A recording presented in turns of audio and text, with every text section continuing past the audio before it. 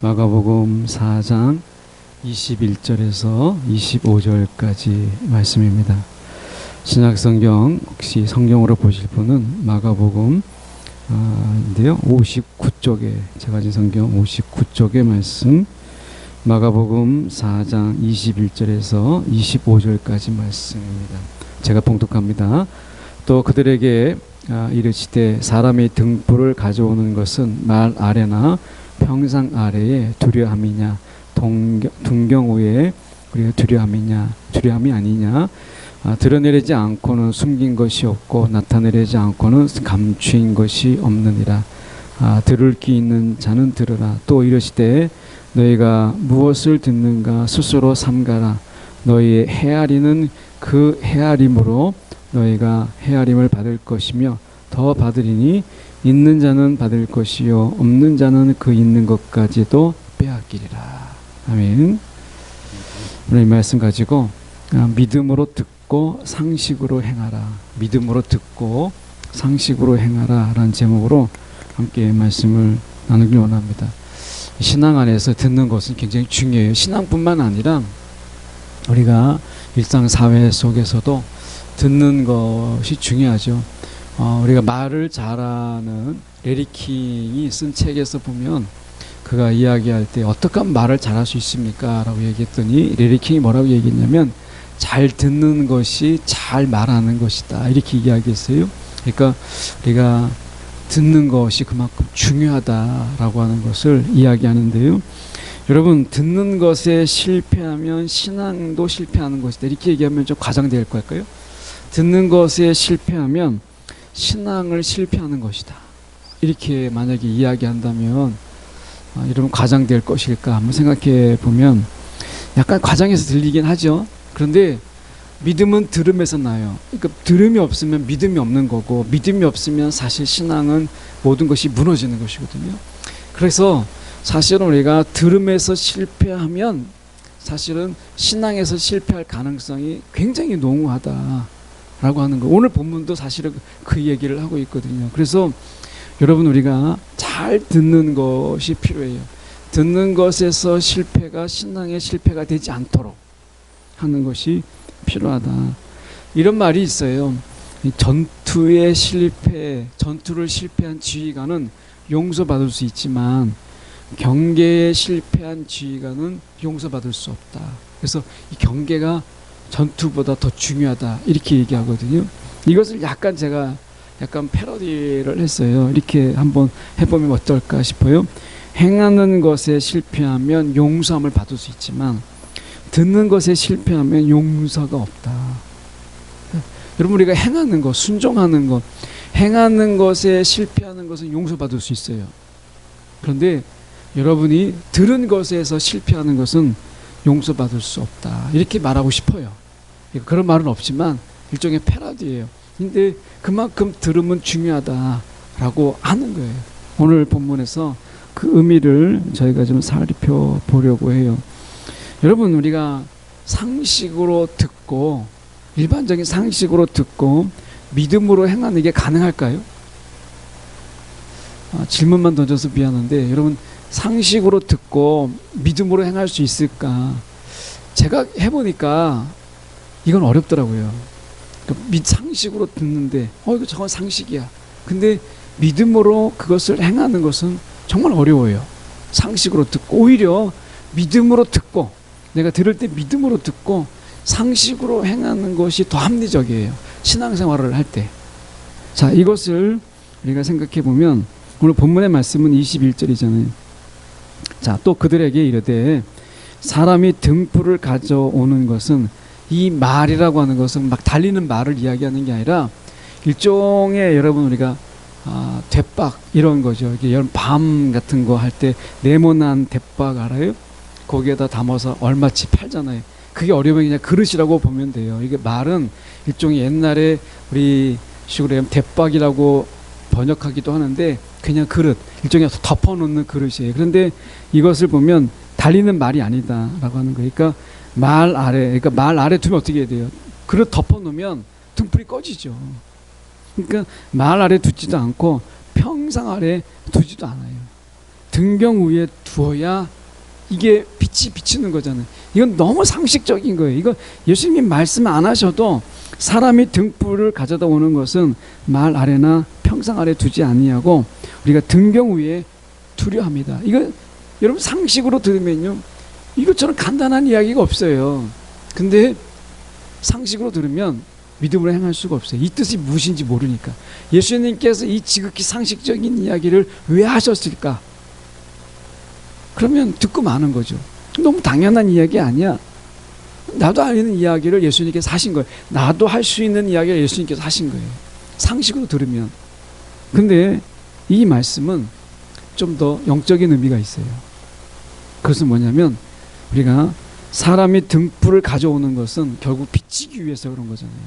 그러니까 결국에는 복음의 비밀도, 하나님의 나라의 비밀도, 진리는 반드시 드러나게 되어 있다라고 하는 거예요. 진리는 드러나게 되어 있다. 그리고 진리는 감추기 위해서 진리가 있는 게 아니라 진리는 우리가 드러내기 위해서 있는 거예요. 드러내기 위해서. 진리는 이것을 이야기하는 것이거든요. 조금 의미가 바뀌잖아요. 그러니까 앞에서 이 얘기는 상식적인 이야기였는데 예수님께서 풀어보니까 상식을 좀 넘는 이야기, 진리를 이야기하고 있던 거예요. 진리를 이야기. 그러면서 우리가 23절에 보면 들을 귀 있는 자는 들으라 이렇게 얘기해서, 들을 귀 있는 자는 들으라. 지극히 나도 할 수 있는 이야기고 여러분도 할 수 있는 상식적인 이야기를 할 때 예수님께서 이 거창하게 들을 수 있는 귀는 들으라 이렇게 왜 이야기하셨겠어요? 상식으로 들을 수 없는 이야기다 라고 하는 것을 이야기하는 거죠. 상식으로 들을 수 없는 이야기. 더 보면 이렇게 돼 있어요. 24절에도 보면 이렇게 말씀하는데, 또 이르시되 너희가 무엇을 듣느냐, 너희가 무엇을 듣는가 스스로 삼가라. 이것은 새겨서 들으라는 거예요. 그냥 듣지 말고 새겨서 들으라. 이것은 영적인 의미가 있는 것이다 라고 하는 거죠. 그러니까 상식으로 들으면 예수님의 이야기를 다 놓쳐요. 다 놓쳐요. 여러분, 감추인 보화 생각해 보세요. 보물이 감춰져 있어요. 근데 이것을 다 자기 자산을 팔아서 이것을 사요. 이것의 의미가 뭐겠어요? 결국에는 남을 속여서 재산이 숨겨져 있으면 그래서 몰래 싸게 사게 하시고 내 것으로 삼는 기회로 삼으라, 이 얘기인가요? 아니죠. 상식으로 들으면 이거는 그렇게 도덕적인 이야기는 아니에요. 왜냐하면 재산을, 남의 금은 보화가 있는데 그게 있는 걸 알았어요. 그래서 내 재산을 다 모아가지고 탈탈 털어서 그 밭을 샀어요. 이 사람 밭을 산 게 아니라 금은보화가 있다는 걸 알았잖아요. 법적으로요, 금은보화의 법적 소유권은 그 땅의 소유자에게 있는 거거든요. 그러면 좀 양심적인 사람이라면 내가 금은보화를 봤어요. 그러다 이야기해주면 조금 우리가 얼마 용돈이라도 받는 게 양심적인 거잖아요. 속여놓고 그 땅을 샀어요. 금은보화가 내 것이에요. 상식으로 들으면 이게 앞뒤가 안 맞아요. 거기에 숨겨진 영적 비밀을 알아야 된다. 영적 비밀. 이게 그래서 믿음으로 들어야 돼요. 상식으로 들으면 여러분 하나님 말씀이 별로 남길 게 별로 없어요. 상식으로 들으면. 아니, 에스겔서에 마른 뼈가 살아났다. 상식으로 들어보세요. 마른 뼈가 어떻게 살아나요? 상식으로 들으면 이거는 그냥 잠꼬대 같은 이야기예요. 근데 믿음으로 들으면 여러분, 마른 뼈도 실제로 살아나는 거예요. 죽은 자도 살아났는데 마른 뼈를 왜 못 살립니까? 믿음으로 들으면 이건 엄청난 진리예요. 여러분이 그래서 들음이 중요하다는 거예요.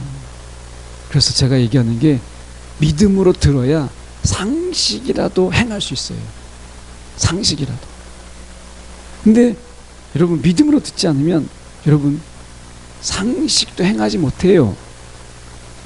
그래서 들음이 중요하다라고 하는 부분인데, 24절을 보면서 저희가 거꾸로 다시 올라갈게요. 24절에 보면 여기서 너희가 무엇을 듣는가 스스로 새겨 들어라. 잘 들어라 이거예요. 그냥 별거 아니네, 아는 이야기네 이렇게 지나가지 말고 너희는 새겨서 들어라. 이렇게 하면서 뭐라고 얘기냐면 여기서 헤아림이 나와요. 헤아림.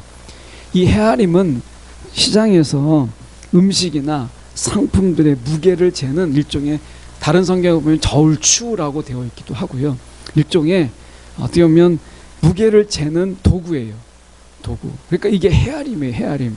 그러니까 헤아림이라고 하는 것은 우리가 음식을 살 때나 여러분이 뭔가 상품을 살 때 무게로 재잖아요. 옛날에 무게로 쟀었던 게 있었어요. 그러면 이 무게로 재는 것의 도구를 헤아림이라고 이야기하는데, 이 말의 뜻이 무엇이냐면 말씀을 받아들이는 태도가 헤아림이에요. 헤아림. 그러니까 말씀을 어떻게 받아들이느냐에 따라서 예수님의 말씀이 우리 가운데 약속이 되기도 하고요, 어떻게 받아들이느냐에 따라서 그 말씀은 경고가 되기도 해요. 처음부터 예수님의 말씀이 약속이다, 경고다 정해진 게 아니라 우리가 어떻게 듣느냐에 따라서, 그 태도에 따라서 어떤 것은 약속이 되고 어떤 것은 경고가 돼요.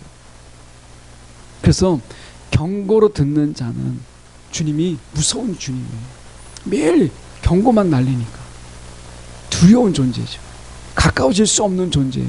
근데 약속으로 들리는 그 말씀을 듣는 자는요, 주님은 성취하시는 분이시고 이루시는 분이시고 우리를 통해서 이루시는, 성취하시는 분이시다 라고 하는 거예요. 여러분은 예수님이 어떤 분으로 다가오십니까? 여러분에게 예수님은 경고하시고 늘 우리를 경고하시는 주님, 이런 분이신지, 아니면 우리 가운데 정말 엄청난 약속을 우리 가운데 주신 분이신지. 아브라함을 보십시오. 아브라함의 언약 속에서 하나님의 그 약속이 아브라함의 인생을 바꿨어요. 아브라함이 약속에서 신실해서가 아니라 하나님이 그 약속에 대해서 신실하셨기 때문에 아브라함이 되었다는 거예요. 아브라함의 인생을 아브라함으로 만든 것은 아브라함이 아니에요. 자체가 아니라 약속하시고 그 약속을 이루신 하나님에 의해서 그런 거예요. 여러분, 약속이 우리 인생을 바꿔요. 아브라함을 아브라함으로 바꿨던 것처럼 약속이 저와 여러분의 인생을 바꿔요. 경고는요, 인생을 변화시키지 못해요. 이것이 차이가 있어요. 경고는 우리를 위축되게 만들어요. 경고는 우리를 소극적으로 만들어요. 근데 약속은 우리를 적극적으로 만들고 우리를 변화시켜요. 이게 약속과 우리가 경고의 차이죠. 근데 이 차이가 어디서 오느냐? 예수님이 나에게 뭐라고 말씀하시냐가 아니라 예수님이 말씀하신 것을 내가 어떻게 듣느냐, 여기에 따라서 약속이 되기도 하고 경고가 되기도 한다 라고 하는 거예요. 자, 말씀이 그 말씀이죠. 보시면 이렇게 말씀하잖아요. 지금 보면 헤아림으로 너희가 헤아림을 받을 것이며, 이렇게 되어 있습니다. 헤아림으로, 너희를 헤아리는 그 헤아림으로 너희가 헤아림을 받을 것이다. 헤아림이 뭐라고 했어요? 말씀을 듣는 태도, 어떻게 듣느냐에 따라서 더 받기도 하고, 이거죠. 경고가 되기도 한다는 거예요.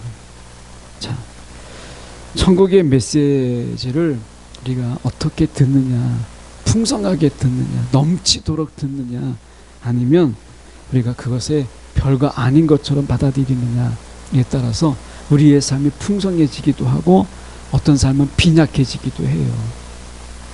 들음이 다르다는 거죠. 여러분이 오늘 이렇게 생각해 보면 좋겠는데요. 우리가 25절에 보시면 있는 자는 받을 것이요 없는 자는 그 있는 것까지도 빼앗기리라 라고 말씀하세요. 이게 하나님의 약속과 동시에 경고죠. 자, 그래서 우리가 이렇게 한번 생각해 볼게요. 다시 22절로 가서 거꾸로 가서 보시죠. 21절에 보시면 또 그들에게 이르시되 사람이 등불을 가져오는 것은 그릇 아래 덮어놓거나 또는 평상 아래 두려함이 아니냐, 등경 위에 두려함이 아니냐, 이렇게 돼 있어요. 그러니까 거기에 두려고 가져오는 게 아니잖아요. 이것은 무엇이냐면 이 등불이 뭐겠어요? 진리이면서 하나님의 말씀이에요. 말씀을 어디에 두려고 한다는 거예요? 여러분, 우리 말씀을, 하나님의 말씀을 숨겨두려고 두는 게 아니라 우리 가운데 밝혀두기 위해서, 우리 가운데 그 말씀이 실제가 되게 하기 위해서 우리 가운데 말씀하시는 거예요. 그래서 여러분, 하나님 말씀을 들을 때, 야, 저것은 나에게 주시는 말씀이고 나를 통해서 성취하시려고 하시는 말씀이구나, 저건 나에게 밝히 보이려고 하시는 말씀이구나 라고 하는 것을, 이런 적극적인 태도가 필요한 거예요. 우리는 예배 드릴 때 큰 소리를 막 아멘 이렇게 안 하잖아요. 제가 워낙 그걸 싫어해가지고 막, 그래서 막 설교하는데 한쪽에서 막 아멘 하면 뭐 원고를 잊어버릴 정도로 막 크게 아멘 하는 걸 별로 안 좋아해서 여러분에게 아멘을 이야기하지 않지만, 제가 얘기하는 것은 아멘이 아니라, 말의 아멘이 아니라 우리의 이 마음의 아멘이 필요하다는 거예요. 마음의 아멘이. 그래서 하나님 말씀을 들을 때요, 이 말씀 속에서, 야, 저 말씀을 하나님이 나에게 비추시고 계시는구나, 그 순간을 잡는 거예요.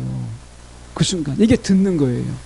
듣는 거. 한 정치인이 대통령 후보를 보면서 우리가 빛의 순간을 붙잡아야 된다, 이렇게 이야기했어요. 빛의 순간. 그가 말하는 빛의 순간이 어떤 건지 모르겠지만 인기가 한창 올라갈 때 그때를 붙잡아서 그것을 가지고 더 지지를 올려야 된다라는 이야기인지 몰라도, 저는 그 속에서 하나는 건질만하다고 봐요. 빛의 순간을 붙잡으라. 여러분, 듣는 것은요, 우리 가운데 그 말씀 속에서, 우리 가운데 그 하나님의 말씀이 저와 여러분 속에서 여러분 영혼에 반짝반짝할 때가 있어요. 그 말씀이, 여러분 그 순간에 그 말씀을 붙잡는 것이 잘 듣는 거예요. 예. 자, 오늘 말씀 속에서 여러분의 심장을 꿰뚫고 들어오는 말씀이 있었어요? 여러분의 마음을 비추는 게 있습니까? 여러분 어둠과 그늘 속에 있는데, 야, 이 말씀은 내 마음의 빛이다 라고 하는 말씀이 있었어요? 아직 없었어요.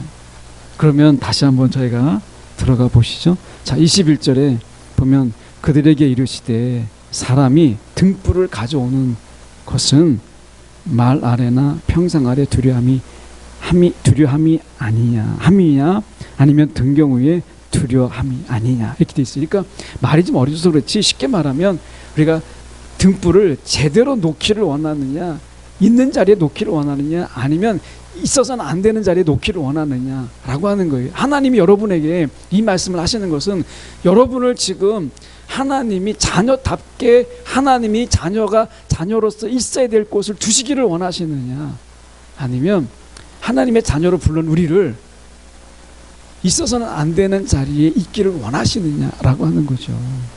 당연히 하나님은 우리가 하나님의 자녀로서, 우리가 하나님의 자녀가 있어야 될 자리에 두기를 원하시죠. 이게 하나님의 말씀 아니겠어요? 여러분, 지난 한 주 동안에 여러분 하나님의 자녀로서 정말 하나님이 기뻐하시는 곳에 있었습니까? 혹시 여러분이 하나님이 보시기에 여러분이 있던 자리 중에 그 어느 순간이라도 여러분이 하나님이 부끄러워하는 자리가 있었습니까? 여러분, 그런 자리가 있었다면 그런 자리를 벗어나십시오.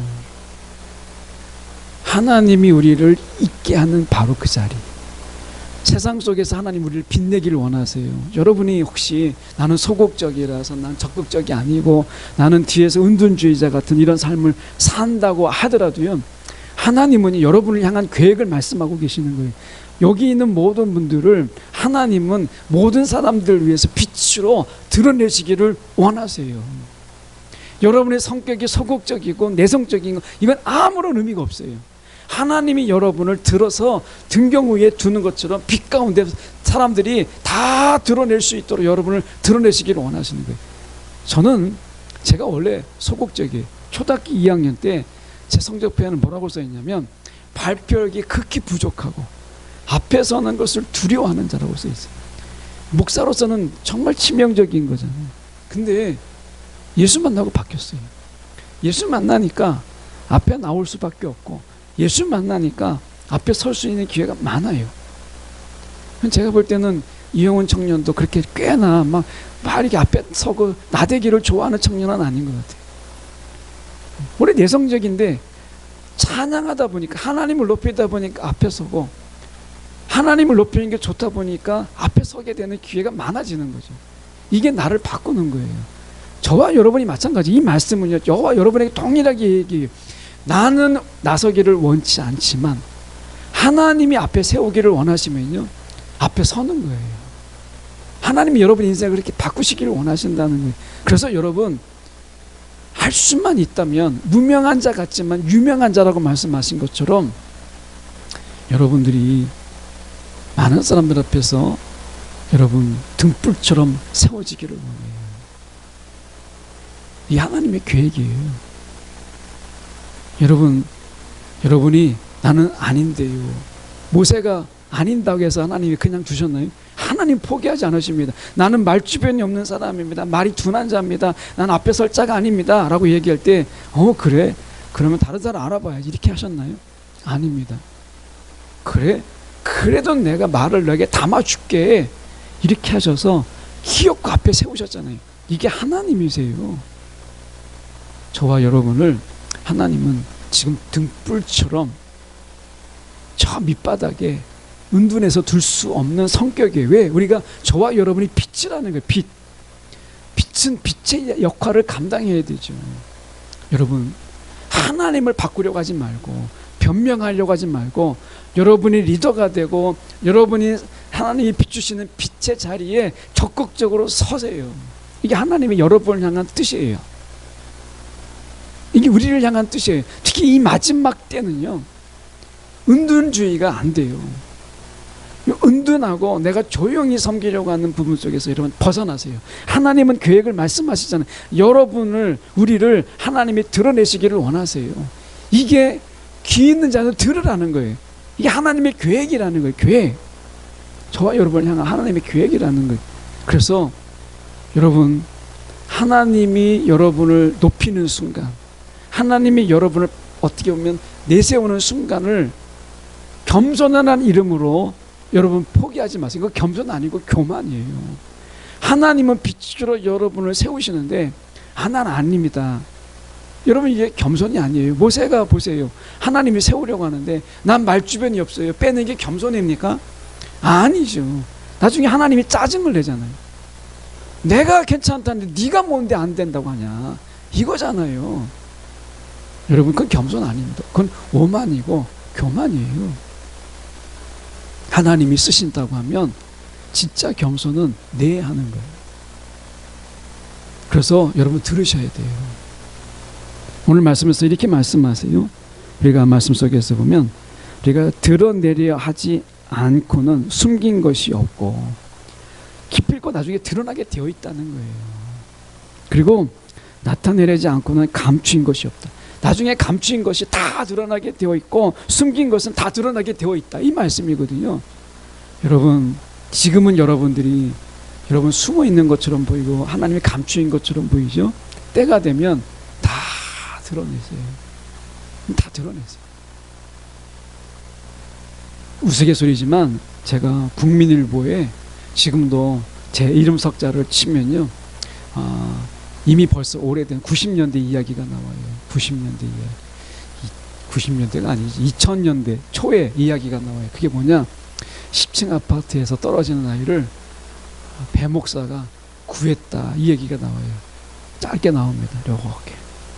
그게 원래 그 기자가 한 일주일 지난 다음에 기자에게 연락해서 고만하게 나온 거지, 기자가 원래 그랬어요.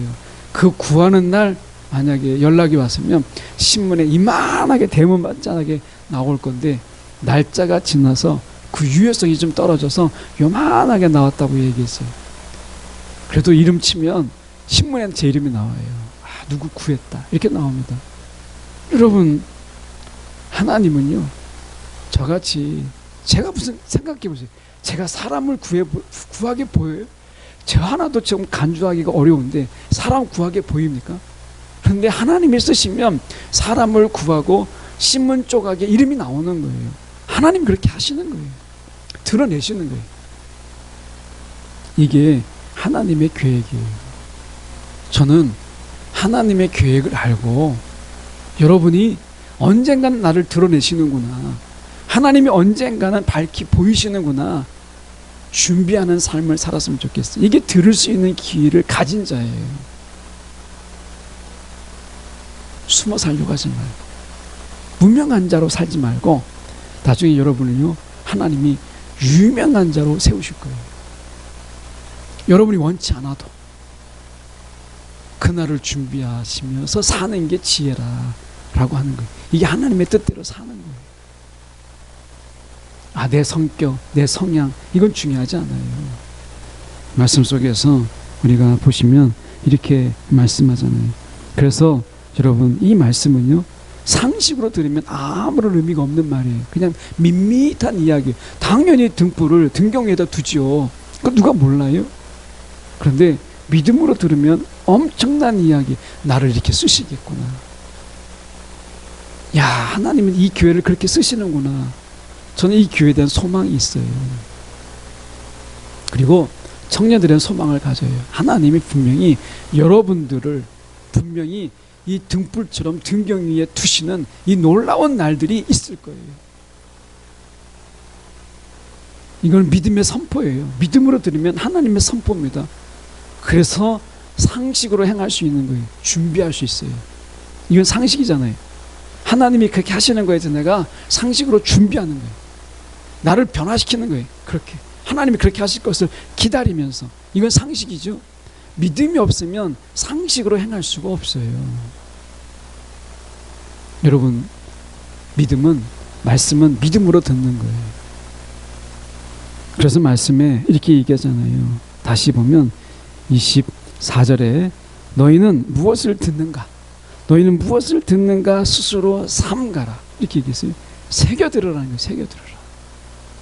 오늘 저와 여러분이 하나님의 말씀을 새겨듣는 은혜가 있기를 원해요.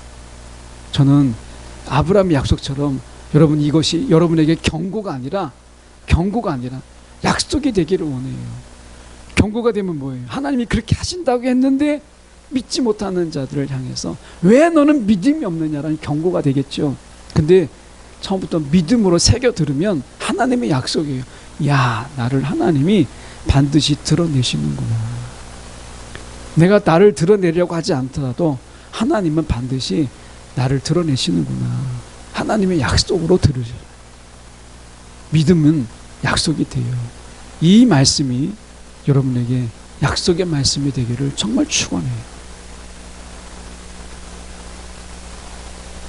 여기 영상으로, 온라인으로 보고 이 자리에 있는 여러분들이 이 말씀은 별것 아닌 말씀이 아니라 여러분 드러낼 수 있는 말씀. 그래서 세상은 우리를 방해하죠. 어떻게 해요? 여기 나와 있는 말, 그릇으로 어떻게 등불을 덮으려고 해요. 꺼트리려고 하죠. 그리고 감춰요. 근데 감춰지지 않는다고 얘기하잖아요. 이건 하나님의 약속입니다. 약속의 말씀이 되는 저와 여러분 되길 원해요. 하나님이 나를 통해서 일하시는구나. 하나님이 나를 통해서 드러내시는구나. 하나님이 나를 통해서 빛으로 쓰시는구나. 약속의 말씀으로 아멘 하시기 원해요. 오늘 말씀 속에서 이렇게 이야기하잖아요. 우리가 보면, 우리가 24절에 보십시오. 너희가 헤아리는 그 헤아림으로 너희가 헤아림을 받을 것이요. 믿음으로 받아들이면 믿음의 결실이 있는 것이고, 경고가 있다면 여러분 우리 가운데 심판이 있는 거예요. 왜? 기회를 놓쳤으니까. 하나님이 주신 기회를 놓치는 것은 여러분 그거 죄입니다. 요나에게 하나님의 책망이 있잖아요. 요나에게 주신 기회가 뭐예요? 니느웨 사람들이 돌아올 것을 알지만 그래도 그가 니느웨에 나가서 니느웨 사람들에게 적극적으로 전하는 것. 이게 요나의 사명이잖아요. 요나의 사명. 예. 그 니느웨 사람들이 적극적으로 요나가 전했다면 요나를 얼마나 감사했겠어요. 맞지 못해 전하니까 요나도 기분이 나쁘고 하나님도 기분이 나쁘죠. 여러분, 우리를 쓰세요. 우리 숨길 수 없어요. 이거는 여러분 약속의 말씀으로 받기를 원해요.